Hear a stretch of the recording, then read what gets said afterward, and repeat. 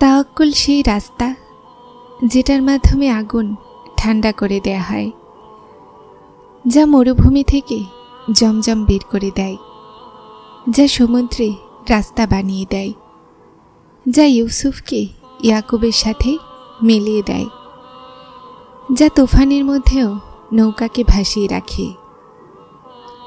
তাহলে কি তুমি তোমার রবের উপরে তাওয়াক্কুল করবে না, যে অসম্ভবকে সম্ভব করার কুদরত রাখে?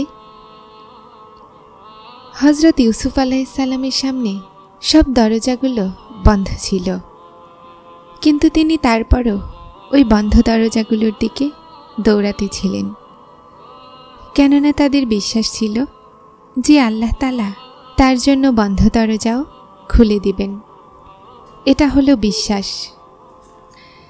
যদি তোমার জন্য সব দরজা বন্ধ আছে, তাহলে দৌড়াতে থাকো, কেননা তোমার আর ইউসুফের আল্লাহ একজনই তো।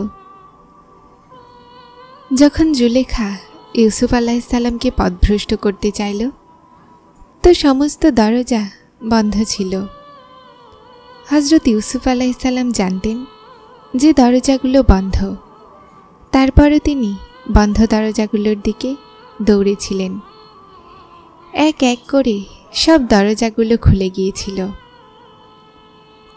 যখন কখনো তোমার মনে হবে যে তোমার জন্য দরজা বন্ধ, তো শুধুমাত্র এতটুকু জেনে নিও যে তোমার আর ইউসুফের খোদা একজনই। দুনিয়াতে এমন কিছুই নেই যেটাতে তোমার রবের ইখতিয়ার নেই।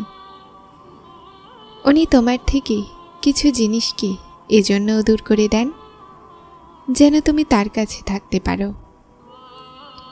আল্লাহ তোমার জন্য অনেক কিছু সামলে রেখেছেন, আর তোমাকে সে সব কিছু হাসিল করার জন্য তার উপরে ভরসা রাখতে হবে। তুমি যদি তোমার এই আঁচলকে ভরাতে চাও, তো তোমাকে প্রথমে নিজের এই খালি ঝুলিতে খুশি থাকতে শিখতে হবে। তুমি চাও সেটা যা তোমার ভালো লাগে, কিন্তু আল্লাহ তাআলা তোমাকে সেটা দান করেন যা তোমার জন্য সবচেয়ে ভালো হয়। কথা শুধুমাত্র তার উপরে চোখ বন্ধ করে বিশ্বাস রাখার। উনিই আছেন যিনি তোমাকে শুধুমাত্র দিতে পারেন, আর কেউ নেই। এটাই তার দেয়ার নিয়ম যে তিনি প্রথমে তোমাকে চাওয়া শেখান, আর তারপর সেখান থেকে দিতে চান যেখান থেকে পাওয়ার তোমার সম্ভব লাগে না। উনি তোমাকে তোমার মধ্য দিয়ে অতিক্রম করিয়েই নিজের কাছে আনেন। কঠিন সময় সবসময় দোয়া করো, কেননা যেখানে মানুষের আশা শেষ হয়ে যায়, সেখান থেকেই আল্লাহ পাকের রহমত শুরু হয়। তোমার একজন রব আছে, তারপরও তুমি তাকে মনে করো না। কিন্তু তার কত বান্দা আছে, তারপরও তিনি তোমাকে ভোলেন না। যতটা বেশি আল্লাহর শুকরিয়া আদায় করবে, আল্লাহ তোমাকে তত বেশি দান করবেন। নিজের মনকে শক্ত করো আর আল্লাহর উপরে ভরসা করো। উনি তোমার প্রতিটা সমস্যা সহজ করে দিবেন। তোমার কষ্ট সম্পর্কে তোমার রব অবগত। উনি চান তুমি সবর করো, যেন আরও বেশি শক্ত হয়ে যাও। কষ্টে সবসময় সবরের সাথে কাজ করতে থাকো। সোনাকে আগুন দিয়েই পরীক্ষা করা হয়, আর মুমিনকে কষ্ট দিয়ে। নিশ্চয়ই কষ্টের সাথেই রয়েছে স্বস্তি। কঠিন সময়ে সবর করা আর উত্তম সময়ে শুকরিয়া করাই মুমিনের পরিচয়। তোমার সমস্যা যদি আকাশের সমান বিশাল হয়, আর যদি তোমার বিশ্বাস আল্লাহর উপরে থাকে, তো কেউই তোমাকে হারাতে পারবে না।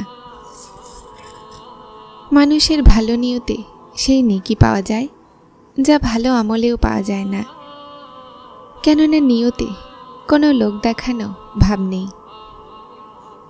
সবসময় দোয়া চাইতে থাকো, কেননা দোয়া কখনোই রদ হয় না, হয় কবুল হয়, না হলে আখিরাতের জন্য রাখা হয়, অথবা বিপদকে দূর করে দেয়া হয়। যখন আল্লাহ কোন বলেন না, তো অসম্ভব সম্ভব হয়ে যায়, আর দোয়াগুলো ভাগ্যের উপরে ভারী হয়ে যায়। তোমার প্রতিবার এভাবে বিশ্বাস এসে যাওয়া, তোমার মনে প্রতিবার আশা তৈরি হওয়া, আর তারপর তোমার দোয়াগুলো চাওয়া, এই কথার প্রমাণ যে আল্লাহর কাছে থেকে সাহায্য জলদি তোমার কাছে পৌঁছাবে মজেজার সুরতে। দোয়াতে অনেক শক্তি থাকে, আর যখন তুমি খাস হৃদয়ে আল্লাহর কাছে চাইবে, তো তিনি কখনোই তোমাকে হতাশ করবেন না, কেননা তোমার রব অনেক শক্তিশালী, আর তিনি লজ্জাবোধ করেন বান্দার তোলা হাত খালি ফিরিয়ে দিতে যখন তুমি তার কাছে রহম চাও। দোয়াগুলোর মাধ্যমে জলদি মজেজা হয়ে যায় না, দোয়াগুলো আস্তে আস্তে তোমার জন্য উসিলা বানায়, আর তারপর তোমাকে ওই সমস্ত মাকাম পর্যন্ত নিয়ে যায় যেখানে মজেজা হয়, যেখানে তোমার বিশ্বাসের সামনে তোমার নসিব হাঁটু গেড়ে বসে, আর আল্লাহ কোন বলে দেন। দোয়াগুলোর ওপরে কখনোই সন্দেহ করো না, কেননা আল্লাহ সক্ষম নসিব বদলাতে, অসম্ভবকে সম্ভব করতে, বন্ধ রাস্তাগুলোকে খুলে দিতে। চিন্তিত হইও না, এই বিশ্বাসের সাথে দোয়া করতে থাকো, সব না পাওয়া জলদি পেয়ে যাবে। আল্লাহর ভালোবাসা খুব বিশেষ, সবচেয়ে বড় সম্পদ হলো বিশ্বাস। আল্লাহকে দেখা যায় না, কিন্তু তার হওয়ার, তার কুদরতের আর আখিরাতের, তার ভালোবাসার, তার সব শুনতে পাওয়ার, তার শুনে বোঝার, তার দেয়ার বিশ্বাস। আল্লাহর বিশ্বাসে ভরা বান্দার হৃদয় অনেক প্রিয়। যারা প্রতিটা দুঃখে বলে আল্লাহ আমার জন্য যথেষ্ট, যদি পুরো দুনিয়া এক হয়ে তোমাকে হতাশার দিকে নিয়ে যাক, তখনও যদি তুমি আল্লাহর উপরে দৃঢ় বিশ্বাস রাখো, তো আল্লাহ তোমার জন্য গায়েব থেকে উসিলা বানিয়ে দেন। আল্লাহ তাআলা পরীক্ষা নেন যেন সবর করো। আল্লাহ পরীক্ষায় ফেলেন যেন তার শুকরিয়া গুজার করো। যখন কোনো পরিষ্কার হৃদয় থাকে, চুপও করান যেন তার ওপরে বিশ্বাস রাখো। সবরই অভিযোগ থাকে না, শুধুমাত্র নীরবতা থাকে, আর ওই নীরবতার চিৎকার শুধুমাত্র আল্লাহ শোনেন। আর তিনি বলেন, এই কষ্ট শুধুমাত্র কিছু সময়ের জন্যই, সবর করে নাও। আমি সবরকারীদেরকে তাদের ধারণার থেকেও বেশি দান করি। শান্তি চাও। দোয়াগুলোর কবুলিয়তের জন্য চোখ প্রতিদিন ভিজে যাচ্ছে, কিন্তু কবুলিয়ত পাচ্ছ না। কি মনে হয় তোমার এই অশ্রু নিরুপায়, ব্যর্থ? আর এই অশ্রু তো নিয়ামত। এই অশ্রু আল্লাহর অনেক প্রিয়।